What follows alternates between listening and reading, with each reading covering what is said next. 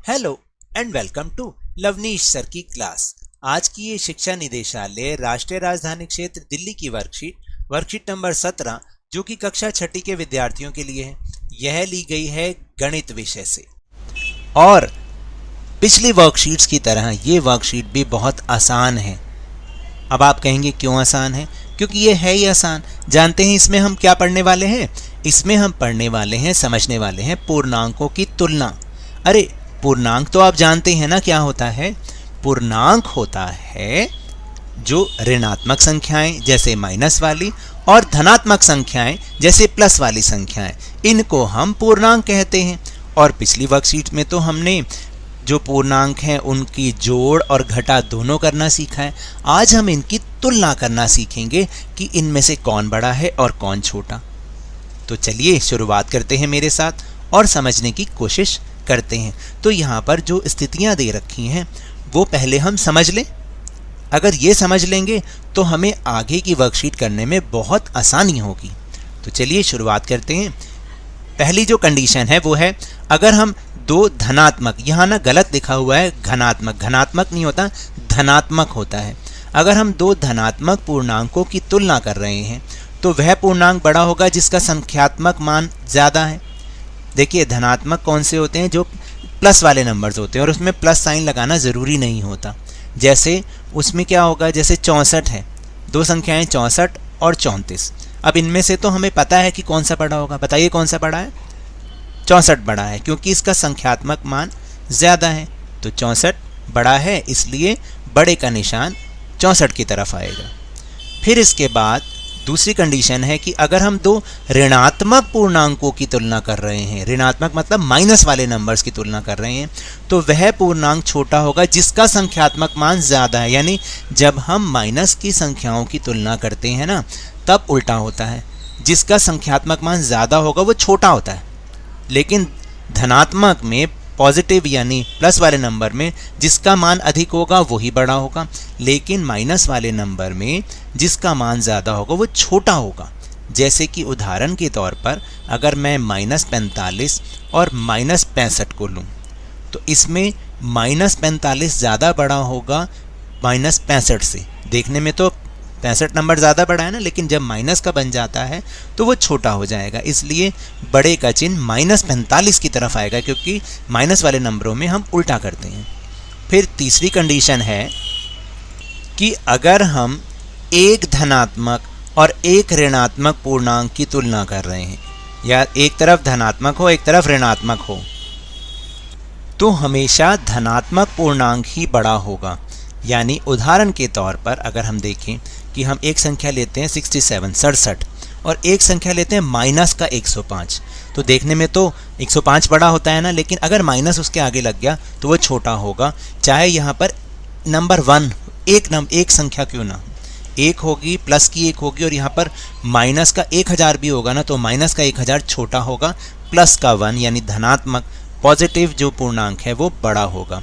फिर अगली कंडीशन है, 0 सभी ऋणात्मक पूर्णांकों से बड़ा होता है। यानी जितने भी माइनस के नंबर हैं उन सब में बड़ा 0 होता है। देखा है ना मज़ेदार बात कि 0 माइनस की संख्याओं से सबसे बड़ा होता है माइनस की संख्याओं में। जैसे यहाँ पर लिखा है कि 0 और -6, तो 0 की तरफ बड़े का निशान आएगा। और एक और लास्ट कंडीशन कि 0 सभी धनात्मक पूर्णांकों से छोटा होता है। यानी जो प्लस वाले नंबर्स हैं उनमें सबसे छोटा नंबर 0 होता है। जैसे उदाहरण के तौर पर यहाँ पर 0 और 45 लिखा है तो 45 की तरफ बड़े का चिन्ह आएगा। तो इन कंडीशंस को अगर आप याद कर लेंगे तो आपको पूर्णांकों की तुलना करना बहुत आसान होगा। चलिए अब एक बार संख्या रेखा पर भी पूर्णांकों की तुलना करना सीख लेते हैं। देख लेते हैं कि यहाँ पर हमें किस तरीके से समझाया गया है।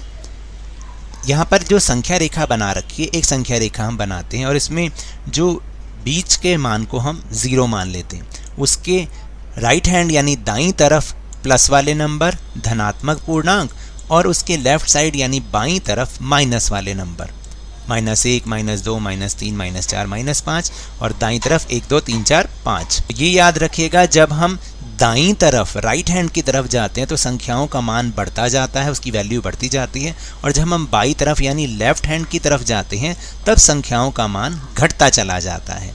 तो तो यहाँ ये लिखा भी हुआ है इसी बात को कि संख्या रेखा पर दाईं ओर जाने पर पूर्णांक का मान बढ़ जाता है और जैसे ही हम संख्या रेखा के बाईं ओर जाते हैं पूर्णांक का मान घट जाता है। इसलिए पूर्णांकों को इस तरीके से भी लिखा जाता है। जैसे यहाँ पर आप देखिए -3 से बड़ा -2 है, -2 से बड़ा -1 है, -1 से बड़ा 0 है, फिर 0 से बड़ा 1, फिर 2 और फिर 3। तो अब याद रखने योग्य बिंदु क्या क्या हैं? जैसे सभी धनात्मक पूर्णांक सभी ऋणात्मक पूर्णांकों से बड़े होते हैं, बिल्कुल सही बात। प्लस वाले नंबर सारे के सारे माइनस वाले नंबरों से बड़े होते हैं। फिर 0 ना तो ऋणात्मक पूर्णांक है और ना ही धनात्मक, यानी ना वो प्लस का होता है ना माइनस का होता है।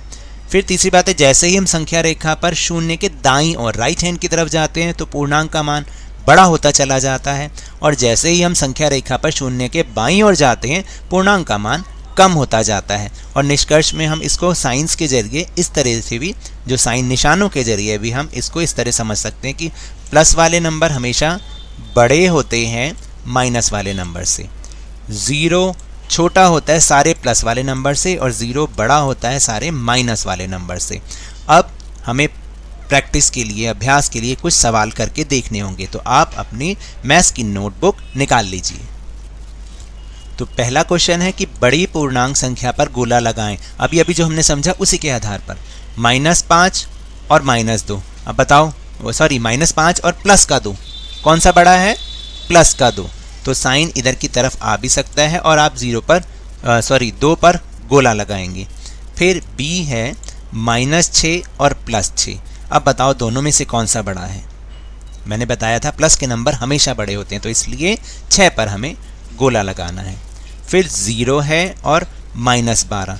तो मैंने अभी समझाया था कि 0 माइनस वाले नंबरों में सबसे बड़ा होता है, तो इसलिए 0 पर हमें गोला लगाना पड़ेगा।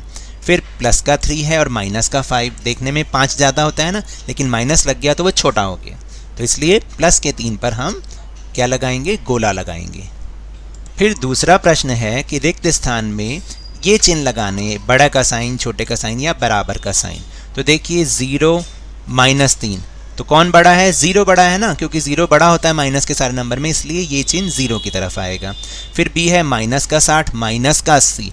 तो माइनस वाले नंबरों में जितना कम होगा उतना ही ज़्यादा होगा, तो -60 की तरफ हम चिन्ह बड़े का चिन्ह लगाएंगे। फिर है -43 और -5, यानी -43 और -5। अभी समझाया, जितना मान कम होगा माइनस के नंबरों में उतना ही वो बड़ा होगा। इसी तरह 40, ये प्लस का 40 होगा क्योंकि नहीं लगा तो प्लस है, और -51। तो प्लस वाले नंबर हमेशा बड़े होते हैं माइनस वाले नंबरों से, तो 40 की तरफ मुंह खुला आएगा। फिर इसके बाद 106 और 180, ये तो दोनों ही प्लस के हैं, तो सीधी सी बात है कौन सा बड़ा होगा? 106 बड़ा होगा। ये आखिरी है -7 और 5 का मतलब +5। इन दोनों में से प्लस वाला ही नंबर बड़ा होगा, इसलिए बड़े का साइन 5 की तरफ आएगा। इसके बाद है प्रश्न नंबर 3, निम्नलिखित पूर्णांकों को बढ़ते क्रम में लिखिए। तो यहाँ पर कुछ संख्याएं पूर्णांक लिखे हुए हैं, उन्हें बढ़ते क्रम में, यानी सबसे पहले सबसे छोटा। तो सबसे छोटा कौन सा होगा इन सब में? -8, फिर उससे बड़ा -4, फिर उससे बड़ा 0, फिर 4 और 6। इस तरीके से हमें लिखना है। फिर अगला प्रश्न है इसी का ही, -1, 7, 14, -28 और 35। इसको भी बढ़ते क्रम में, तो इनमें सबसे छोटा कौन सा है? -28, फिर -1, प्लस का 7, प्लस का 14 और फिर प्लस का 35। फिर प्रश्न नंबर 4 है, निम्नलिखित पूर्णांकों को घटते क्रम में लिखो, यानी पहले सबसे बड़ा और फिर छोटा, छोटा फिर सबसे छोटा। तो इसमें आपको क्या करना है? देखिए सबसे जो बड़ा इसमें जो इस समय दिखाई देता है वो है 6, फिर 5, फिर 0, फिर -2 और फिर -7 सबसे छोटा है। और इस वाले प्रश्न में सबसे पहले 69, 69, फिर 64, 28, -75 और -42। इस तरीके से हमें इन प्रश्नों को हल करना है। आप प्रैक्टिस के लिए अपने बुक में जो एक्सरसाइज हैं उनको भी और कर सकते हैं। तो ये तो थी आज की वर्कशीट। अगर मेरे इस तरह समझाने से आपको थोड़ा सा भी समझ में आया हो तो इस चैनल को ज़्यादा से ज़्यादा सब्सक्राइब कीजिए, लाइक कीजिए और बहुत ज़्यादा शेयर भी कीजिए। और हाँ, मेरे साथ इसी तरह वर्कशीट को समझते रहिए, लेकिन ध्यान और मन लगाकर पूरी मेहनत के साथ पढ़ते रहिए। और अगर आपको कोरोना वायरस से बचना है ना, तो मास्क जरूर लगा के रखिए, क्योंकि कोरोना बहुत फैल रहा है। क्योंकि जब तक दवाई नहीं तब तक कोई ढिलाई नहीं। धन्यवाद।